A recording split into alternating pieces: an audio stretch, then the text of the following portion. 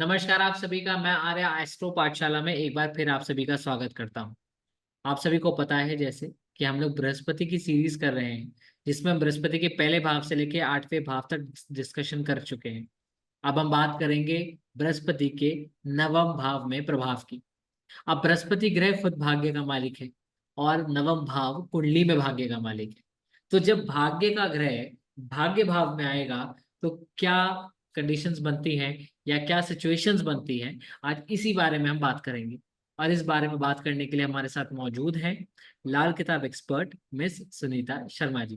प्रणाम मैम, स्वागत है आपका एक बार फिर हमारे चैनल पर। प्रणाम। आज हम लोग भाग्य के मालिक जो है होते हैं, भाग्य भाव का मालिक और भाग्य भाव में आ रहे हैं, नौवें भाव के बारे में चर्चा करेंगे।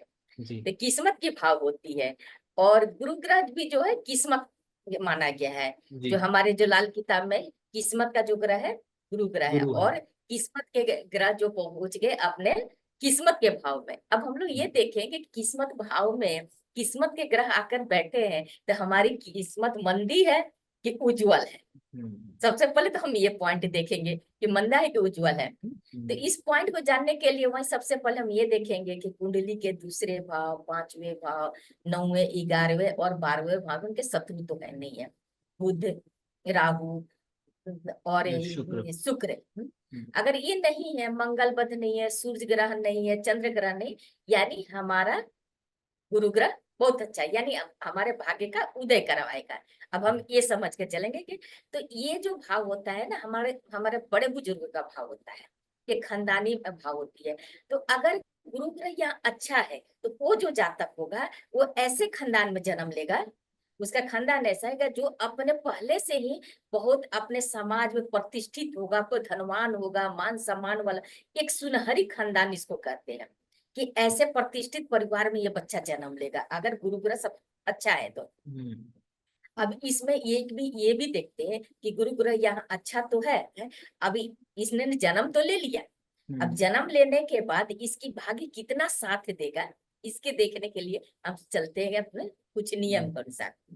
जैसे हो गया कि अगर दूसरे तीसरे भाव और पांचवें भाव में कोई ग्रह, नर ग्रह, गुरु ग्रह के मित्र जैसे मंगल और सूर्य है, अगर ये रहेंगे तो इनकी दृष्टि पड़ेगी कि तीसरे भाव से भी दृष्टि नवम भाव पड़ती है, पंचम भाव से भी दृष्टि नवम भाव पड़ती है।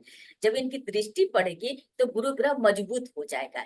यानी मजबूत होने का अर्थ होगा कि उसके खानदान से ही, उनके पूर्वजों से ही उस जातक की इतनी सपोर्ट मिलेगी कि उसको आगे बढ़ने में कहीं परेशानी नहीं होगी। अपने समाज में वो एक प्रतिष्ठित व्यक्ति अपने खानदान से भी ऊपर जाएगा, उसकी नाम सम्मान मान सम्मान जो होगी अपने परिवार जो पूर्वज है उससे भी ज्यादा उसका प्रभाव आगे रहेगा। अगर मान लीजिए कि इस भाव ये भाव खाली है और यहाँ भाव मंगल और ये नहीं है, आपका सूर्य नहीं है, तो उस समय भी वो इंसान आगे तो बढ़ेगा, लेकिन उस समय क्या शर्त हो जाएगी, उसके पूर्वज का धन नहीं मिलेगा, उसे पूर्वज का सहयोग नहीं। उससे क्या होगा ना, वो अपनी मेहनत के द्वारा आगे बढ़ेगा, क्योंकि भाग्य भाव में भाग्य बैठा हुआ है। तो भाग्य तो कमजोर नहीं करेगा, लेकिन यहाँ क्या है, मेहनत मशक्कत आपको करनी पड़ेगी। अब आपको किसी का सपोर्ट नहीं मिलेगा, आप अपनी मेहनत से आगे बढ़ेंगे। एक और चीज देखा गया है कि अगर पंचम भाव में जब शनि बैठता है तो शनि की भी दृष्टि आपको उस गुरु पर पड़ता है। तो शनि तो गुरु का शत्रु नहीं है, अनमित्र है, लेकिन शनि है कि गुरु को रिस्पेक्ट देता है, आदर देता है। तो देता उस है। कंडीशन में देखा गया है कि आपका जो 16 वर्ष होता है उस जातक का, 19 वर्ष होता है, 33 वर्ष होता है, 39 वर्ष होता है, ये जो वर्ष होता है उसमें जातक का कुछ न कुछ ऐसा काम का स्रोत होता है कि उसे इनकम होती है, उसे पैसे कमाने का स्रोत मिलता है और उसे पैसा की प्राप्ति भी होती है। लेकिन शनि तो दुख का कारक होते हैं, वो तो सब तो अच्छा करेंगे नहीं, कुछ ना कुछ तो कमी देंगे नहीं। तो उस समय ये संतान की कमी कर देते हैं, उस अच्छा। जातक को संतान संबंधी परेशानी आती है, या तो संतान होगा नहीं, अगर होगा तो संतान के जीवन में समस्या है, उसके स्वास्थ्य संबंधी समस्या, उसके जीविकापार्जन समस्या, उसके किसी न किसी रूप से संतान लेकर के वो जातक परेशान ही परेशान रहेगा। तो इस समय हम एक उपाय कर सकते हैं कि 10 5 आपका बादाम, छिलके वाली बादाम आती है, उसको लेंगे और मंदिर में ले जाकर के 21 दिन तक कंटिन्यू देंगे। जब हम 21 दिन कंटिन्यू देंगे तो उससे जो शनि का जो विष है ना वो कम हो जाएगी, और जो संतान संबंधी समस्या आ रही है उस समस्या का समाधान हो जाएगा। अभी यहाँ तक तो ये हो गया। अब हमें आगे ये देखते हैं कि ग्रह भी अच्छा है हम्म। और किस्मत के भाव में भी बैठा हुआ है, तो क्या हम्म। ये किस्मत हमारी आगे बढ़ाएगा? तो नहीं, गुरु तो हर भाव में एक शर्त रखते हैं। उनका तो शुरू से पहले भाव से लेकर के आप 12वें भाव तक शर्त रखेंगे, तब इसमें भी वो शर्त रख देते हैं। बोलते हैं कि वो तो अच्छी बात है, तुम सब कुछ देंगे, लेकिन हमारी एक शर्त मानना पड़ेगा। ये होगा कि तुम्हें झूठ नहीं बोलना पड़ेगा।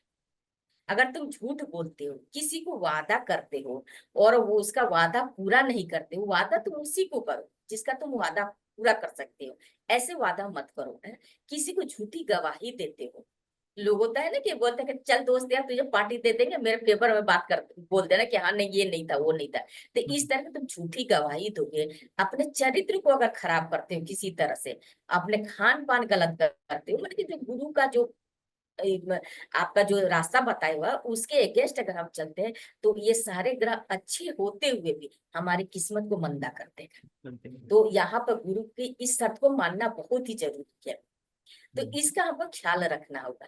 अब हम ये आगे देखते हैं कि इससे और हमारे क्या क्या फायदा होगी अगर हम गुरु से संबंधित कार्य करते, क्योंकि भाग्य भाव में गुरु है, तो गुरु से संबंधित अगर हम कार्य करते हैं, जैसे पूजा पाठ का काम हो गया, किसी को उपदेश देने का काम हो गया, या किसी को सलाह देने के काम, सुनार का काम, मतलब जो गुरु का काम है, अगर हम काम करते हैं तो मुझे बहुत आसानी से हर उस इंसान को धन की प्राप्ति होती है, और धन में प्रगति भी होती है, उन्नति होती है उसके जीवन में, उसके पास धन कायम भी होता है और उसकी किस्मत जागृत होती है। तो ये है। अब तक ले हम लोग क्या देखे कि 6 भाव से लेकर 8 भाव तक कि इंसान को पूजा पाठ नहीं करना चाहिए, नहीं। मंदिर नहीं जाना चाहिए, यही गुरु है। और यही गुरु जब 9th भाव में आकर बैठ गए तो कहते तुमको पूजा करना चाहिए, तुम जितना पूजा पाठ करोगे तुम उतने ही उन्नति करोगे, उतने ही आगे बढ़ोगे। यहाँ पर उनका नेचर ऐसा हो गया।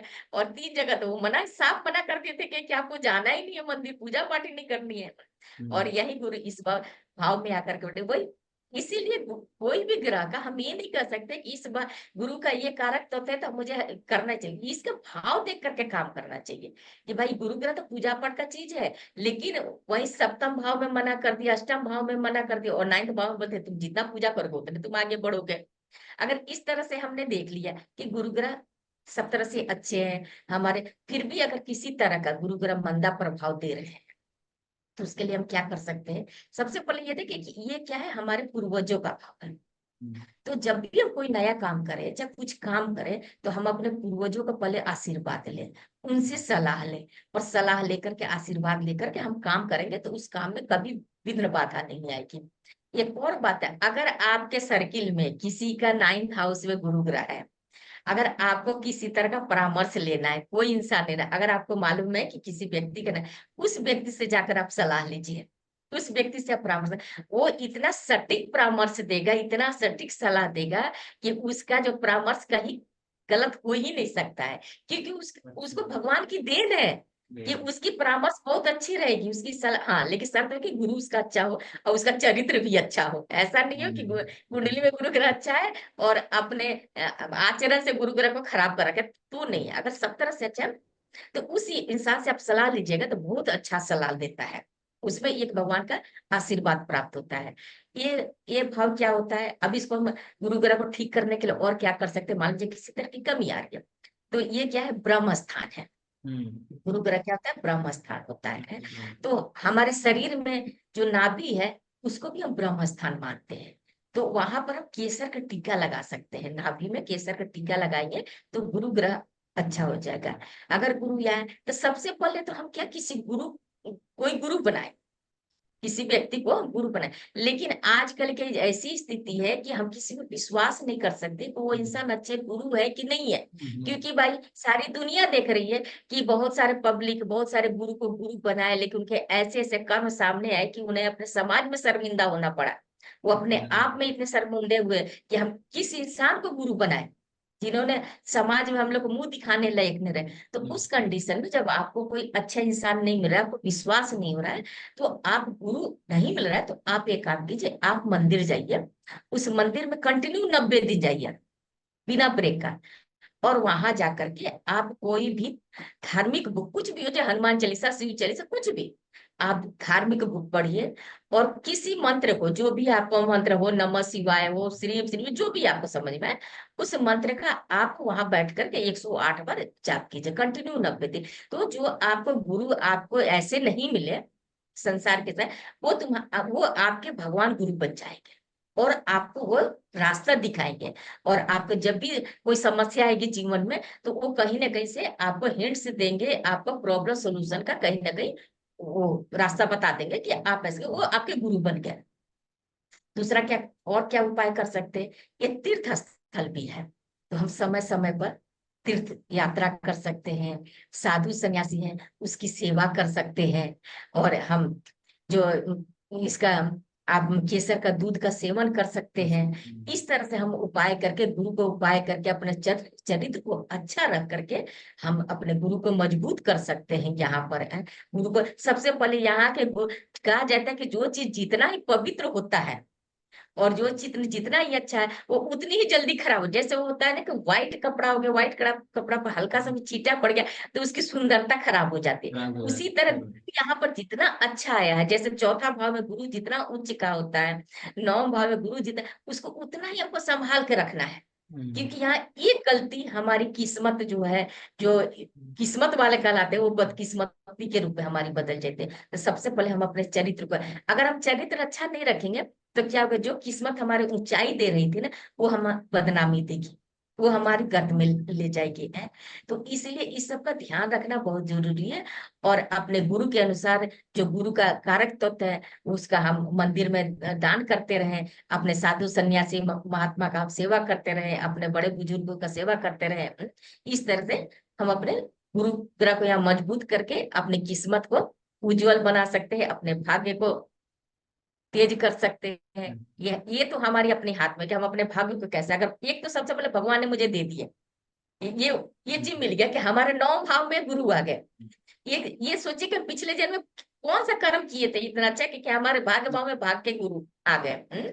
लेकिन अब हमारे हाथ में है कि इस भाग को कितना आगे बढ़ाना है, किस तरह से करना है। तो बस अपना, बस ये छोटी छोटी हम उपाय करके, अपना चरित्र को ठीक करके, अपना सब कुछ ठीक करके, हम अपने भाग्य को भाग्यशाली बन सकते हैं। ये हमारी छोटी सी जानकारी दर्शकों को रहे। तो बेसिकली मैम हमने ये समझा, अगर आपको अपने भाग्य का साथ चाहिए तो आपको बृहस्पति का साथ लेना ही पड़ेगा, क्योंकि नवम भाव हाँ, बृहस्पति का है और भाग्य का भाव ग्रह भी बृहस्पति है। तो जब ग्रह भाव के साथ संक्षेप में मिल जाएगा तो उसके डबल अच्छे रिजल्ट्स आएंगे, लेकिन वो तभी आएंगे जब आपका बृहस्पति अच्छा है। अगर आप बृहस्पति के अनुरूप कार्य नहीं करेंगे, आप अपना चरित्र सही नहीं रखेंगे, पूजा पाठ नहीं करेंगे, बृहस्पति के आदर्शों का पालन नहीं करेंगे, जिसमें झूठ बोलना, धोखा देना या फरेब करना, इनकी बहुत छोटी कड़ी है, लेकिन अगर ये सब हम्म, चीजें नहीं करते, अपने आप का आचरण, अपना आचरण देवगुरु बृहस्पति की तरह नहीं करते, तब तक आपका भाग्य नहीं चमक सकता, या फिर तब तक आपका भाग्य आपका साथ नहीं देगा। क्योंकि जो भाग्य भाव है वो 7वीं दृष्टि से तीसरे भाव से दृष्ट होता है। तो क्योंकि तीसरा भाव संघर्ष का है और नवम भाव भाग्य का है, तो अगर आप संघर्ष करेंगे और आप भाग्य के अनुरूप नहीं चलेंगे तो भाग्य आपका साथ नहीं देगा। थैंक यू सो नहीं मच देगा। मैम हमें इन्फॉर्मेशन देने के लिए। मैं बताना चाहूंगा दर्शकों को कि हमारे पुराने इंटरव्यूज बृहस्पति पहले भाव से 8वें भाव तक अवेलेबल है यूट्यूब के ऊपर, प्लीज जरूर देखें और देखें इसमें से बृहस्पति आपके कौन से घर में है और आपको क्या जरूरत है। Thank you so much everyone, thank you so much ma'am हमारा पार्ट बनने के लिए।